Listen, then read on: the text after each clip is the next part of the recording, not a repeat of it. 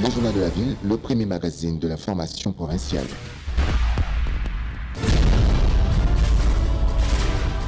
Tout de suite, le journal.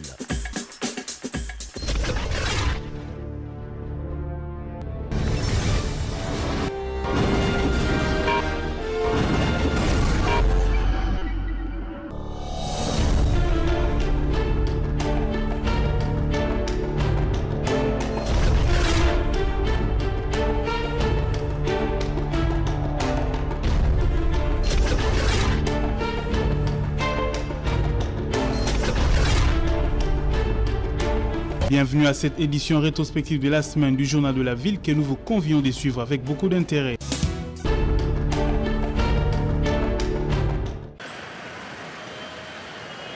« 24 mars 1969, 24 mars 2019, l'on compte déjà 50 ans depuis que mourait Joseph Kasavubu, premier président de la République démocratique du Congo, dans sa province d'origine, le Congo central. Pas de cérémonie officielle le dimanche 24 mars, mais au rond-point Kimpwanza, où est érigé un monument en sa mémoire, l'on pouvait apercevoir quelques membres de sa famille biologique, les militants de la BACO et des notables du Congo central venus se recueillir en y déposant des gerbes de fleurs. Les membres de la famille de Joseph Kasavubu n'ont pas caché leur désolation vis-à-vis des dirigeants congolais. Si tout le monde aujourd'hui reconnaît les grands bienfaits du président Joseph Kasavubu, aujourd'hui on reconnaît que grâce à lui, la table ronde a été confirmée. Grâce à lui, nous avions eu l'indépendance de ce pays, la RDC. Il est impératif qu'aujourd'hui le gouvernement s'implique à fond pour pouvoir élever ce grand héros à ce qui lui revient, héros national, et déclarer un jour férié pour le président Kasavubu. Les Congolais qui doivent d'abord honorer ceux qui ont travaillé pour ce pays, ceux qui ont qui ont servi à ce que ce pays devienne indépendant. Et voilà, donc mon grand-père en 1946 est le premier qui a réclamé le droit du premier occupant. Donc les traces sont restées, on ne peut pas changer l'histoire. Et il faut absolument que les choses soient remises en ordre. Un notable du Congo central fait ici un petit témoignage du président Kasavubu. Je l'ai interviewé lorsqu'il était président de la République, à la veille ou pratiquement à la veille de sa destitution. Il voulait s'expliquer sur ce qui s'était passé à Addis Abeba. Il n'était jamais compris dans son propre pays. Il faut noter par ailleurs que Joseph Kasavubu figure parmi les artisans de l'indépendance de la République démocratique du Congo.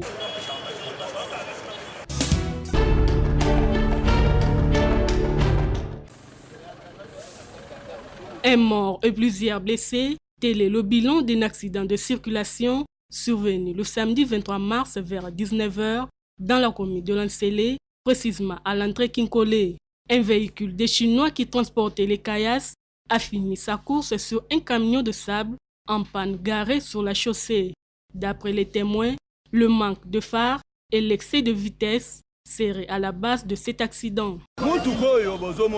Alors ekufaki depuis moi mabe na bango pona nini batie basingi na bango batiaka na balabala wana te oyo pe era ye azana mwinda te koye azoya baninga na ye bazaki likolo babeleli ye keba mutu geza liboso to ebite soka melaki koye aye ka mbala moko ko tuta na muninga mususu aza kuna azo baluka kuna na mabele kuna do moye ya kobimisa ye ezate do depuis akangami comme azaki na vitesse to meki ko benda mutu ko ezobima te to meki ko pusa pe oyo pe ezobima te do nyoso mituka mibale ezobuje te mituka anezala na mwina te uti wezo ya mbanga ko sale boko vitesse do tema mutuko ba temisi mutuka ba tie ni signalisation moko te elo moko te auti kuna na mbangu mulili ana mwina te ale. Les personnes blessées ont été d'urgence acheminées à un centre de santé le plus proche pour des soins.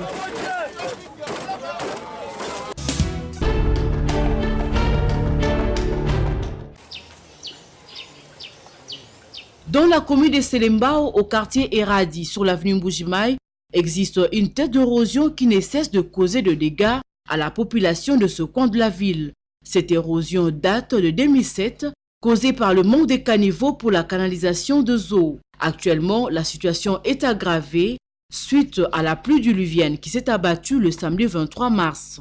Les habitants de ces milieux demandent aux autorités du pays de leur venir en aide.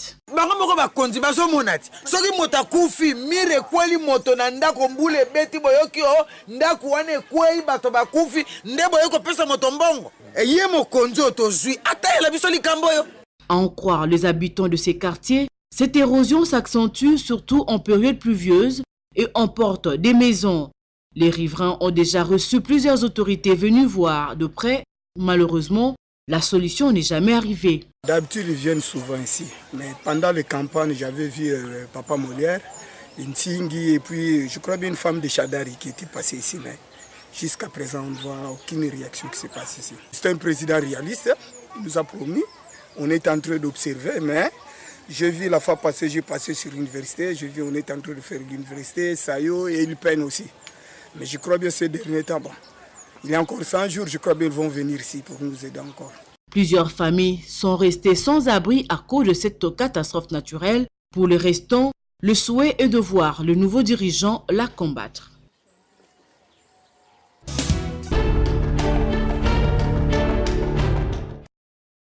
Suite à la mort du chauffeur tué par balle par un policier garde du corps d'une personnalité non encore identifiée depuis le 20 mars dernier dans la commune de Ngalema sur l'avenue Mbentieke, les chauffeurs des taxis et taxibus prévoient une grève ce mercredi 27 mars, une façon pour eux de dire non à cette barbarie mais aussi compatir. Contacté à ce sujet, le président de l'association des chauffeurs du Congo, Jean Moutombo, appelle les conducteurs au calme. Ce sont les rumeurs qui circulent et selon les informations que nous avons, ils réclament l'assassinat de leurs collègues. Alors nous, en tant que comité provincial d'action des chauffeurs du Congo, nous leur demandons autant mieux démarcher, voir comment est-ce que nous pouvons arracher l'enterrement de notre membre d'une façon que nous allons l'enterrer avec beaucoup plus d'honneur que si nous allons gréver et la suite. Vous allez rester à la maison, est-ce que votre ami va rester à la maison? Ce n'est pas de cette manière-là que nous allons plutôt manifester que nous sommes en deuil, mais c'est plutôt aller voir les autorités et trouver une solution. À en croire les présidents de la SECO, les dossiers de l'illustre disparu est suivi de près par l'association. Voilà, la SECO est dans ce dossier-là parce que le fait que ce chauffeur-là est membre de la SECO. Nous sommes en train de suivre les dossiers. Il y a la famille qui est du côté du natif. Ils sont au niveau de l'auditorat militaire. Et nous sommes au niveau de la ville pour voir qu'est-ce que nous pouvons faire pour que nous puissions enterrer notre chauffeur. Il y a une réquisition médecin qui est dressée, qui est envoyée à l'hôpital général de référence de Kinshasa ex-Mamayemo, là où le corps se trouve à la morgue. Nous sommes au niveau de la ville pour le démarche, voir comment est-ce que nous pouvons obtenir la levée du corps de notre membre qui est décédé. Mais qui assumera alors les obsèques de Franck Kazadi alias Zadio, c'est un dossier à suivre.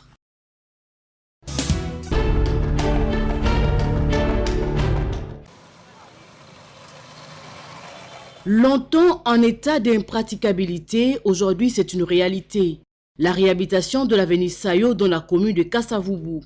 Cette route est asphaltée grâce à l'ingéniosité de l'Office de voirie et drainage OVD qui est en train d'entreprendre quelques travaux de finition. Les conducteurs des véhicules commis au transport en commun louent l'initiative du chef de l'État.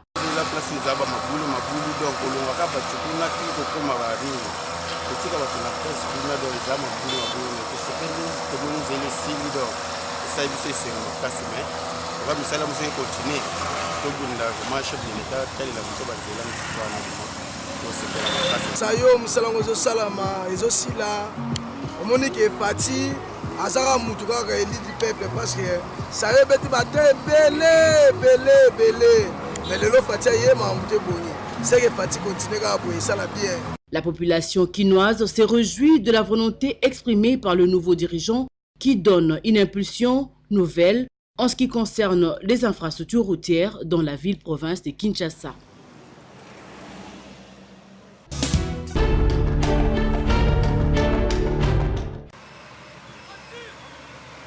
À propos du programme de 100 jours du chef de l'État en matière d'infrastructure, l'architecte Siwala Matamba Michel salue l'initiative tout en appelant ceux qui sont commis aux travaux à plus d'efficacité et à la population congolaise, quinoise en particulier, de comprendre que ces travaux peuvent continuer au-delà des 100 jours édités par le chef de l'État. Ce sont des experts qui sont en charge de ce programme. Ils savent comment s'y prendre sur le terrain. Et les gens s'attendent à ce que dans les 100 jours qu'on ait tout terminé. Ça ne se passe pas comme ça. Après 100 jours, même si on voit qu'on est en train de continuer, c'est normal.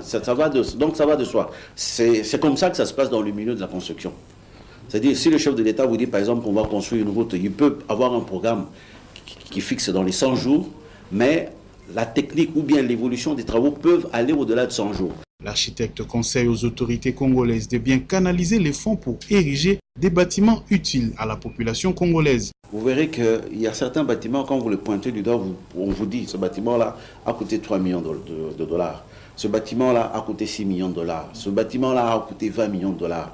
Donc je sais qu'en autoconstruction, quand vous avez par exemple un montant de 6 millions de dollars, vous pouvez facilement vous taper 60, voire même 150 villas. Je dis bien 150 villas en autoconstruction. Comment on peut, par exemple, construire dans ce bâtiment, on a mis une affaire de 4 millions de dollars, alors qu'avec 4 millions de dollars, on peut construire quand même, par exemple, une affaire de 80 maisons. Quand je parle de maisons villas, cela ne veut pas dire de maisons résidentielles. C'est-à-dire, c'est juste une façon de dire qu'on peut affecter cette somme à la construction de plusieurs écoles, par exemple. Vous avez un bâtiment qui vous coûte 6 millions de dollars. Ça fait combien d'écoles que vous aurez dû construire ?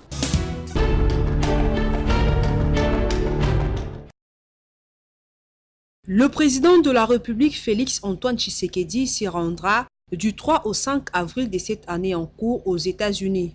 Au cours de cette visite de 2 jours, le président congolais Félix Tshisekedi sera reçu par les secrétaires d'État Pompeo et d'autres membres du gouvernement, des hauts responsables américains. La question sur la lutte contre l'épidémie d'Ebola dans l'est de la RDC sera également abordée. Nous sommes déterminés à travailler avec lui pour la mise en œuvre de son programme visant à combattre la corruption, renforcer l'état des droits, améliorer la sécurité, protéger les droits humains et promouvoir la croissance économique par des investissements et les commerces avec les États-Unis, a déclaré Robert Palladino. Nous soutenons l'engagement du président Tshisekedi à apporter les changements que le peuple congolais réclame et mérite, a-t-il renchéri. La seule question que l'on se pose, c'est est-ce cette visite augure-t-elle d'une amélioration de relations entre Kinshasa et Washington?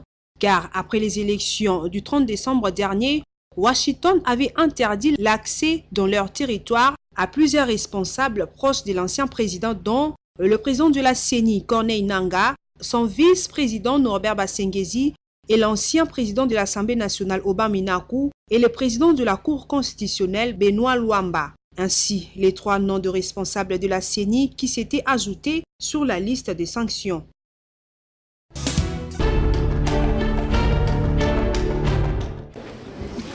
Il a été question au cours de cette conférence de presse pour le rapporteur du bureau provisoire de l'Assemblée nationale de fixer l'opinion sur la suite des événements après validation de mandat des élus, dépôt à la Cour constitutionnelle pour avis de conformité sur le règlement intérieur après son adoption en plénière en déant un délai de 15 jours comme le veut la Constitution, condition sine qua non pour la tenue de l'élection de membres du bureau définitif. Nous sommes arrivés le jeudi passé 21 mars à adopter à 21h les documents appelés le règlement intérieur. Étant donné que l'état nous impactait était vraiment très avancé, sans transition, le samedi, on a adopté les documents le jeudi. Vendredi, on a fait tout pour toiletter les documents.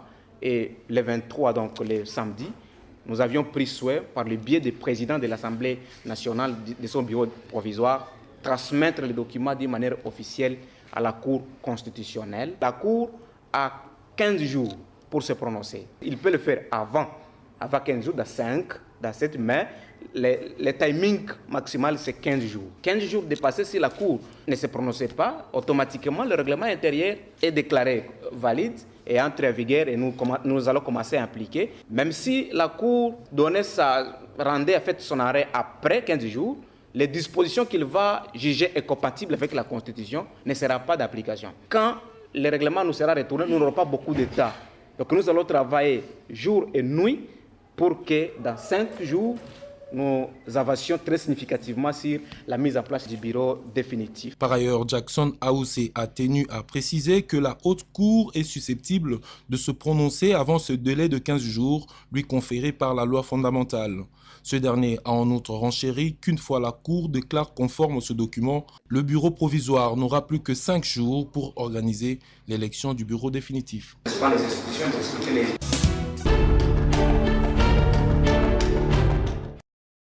Les membres du Conseil de sécurité de l'ONU voteront ce vendredi 29 mars une nouvelle résolution prolongeant le mandat de la mission onusienne en République démocratique du Congo. Le texte proposé par la France prévoit un prolongement du mandat de la MONUSCO de 9 mois, soit jusqu'au 20 décembre 2019, contrairement à la demande du secrétaire général de l'ONU, Antonio Guterres, de réduire 2000 casques bleus.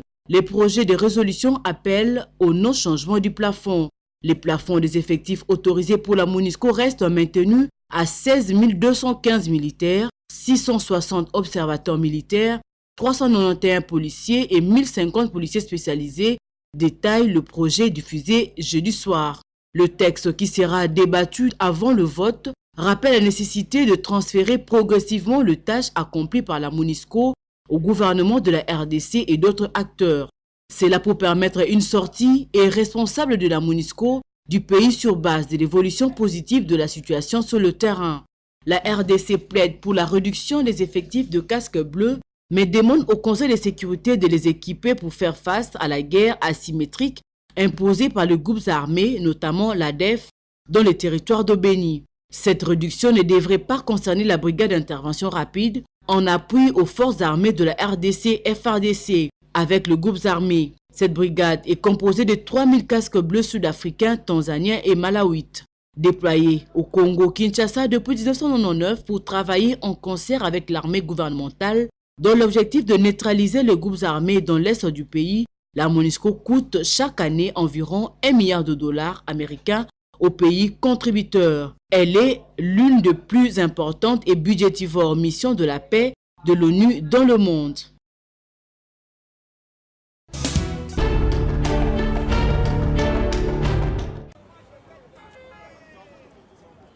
Les revendications faites par le médecin du secteur public non aligné à la prime des risques a fini par porter ses fruits. D'après le rapporteur de ces collectifs, le docteur Boni Kalonga, l'entretien entre le directeur de cabinet de chef de l'État, le ministre de la Santé et les médecins a eu des retombées positives car ils seront alignés sur la liste des primes de risques incessamment. Nous avons été reçus par le directeur du cabinet de chef de l'État, son Excellence Vital Kamerhe, et avec qui nous avons eu un entretien vraiment positif. Et il nous a promis que tous les médecins seront alignés et sur place, séance tenante, il a instruit certains ministres, le ministre des tutelles, pour que la chose soit effective. Il a parlé aussi de l'octroi de matricule à tous ces médecins parce que vous savez bien dans notre ministère, depuis 2014, on n'octroie plus des matricules. Mais là, maintenant, nous avons bénéficié de cela et du salaire de tous ces médecins-là pour les remettre dans leurs droits. Pour le docteur Kalonga, au regard de toutes les démarches entreprises, cette fois-ci, la solution est définitive. Nous commençons par remercier le chef de l'État, notre président, Félix Antoine Tshisekedi Tshilombo, pour son implication personnelle. Parce qu'il a voulu assez que ces médecins qui soignent les gens, qui prennent en main les vies des gens, puissent être remis dans leurs droits. Parce qu'ils prennent un état de droit. Ce sont deux personnes qui ont une parole d'honneur. Voilà pourquoi nous disons que cette fois-ci, ça va vraiment aboutir. Un atelier regroupant tous les professionnels de la santé sera organisé dans les tout prochains jours afin d'harmoniser la liste des médecins non alignés à la prime des risques.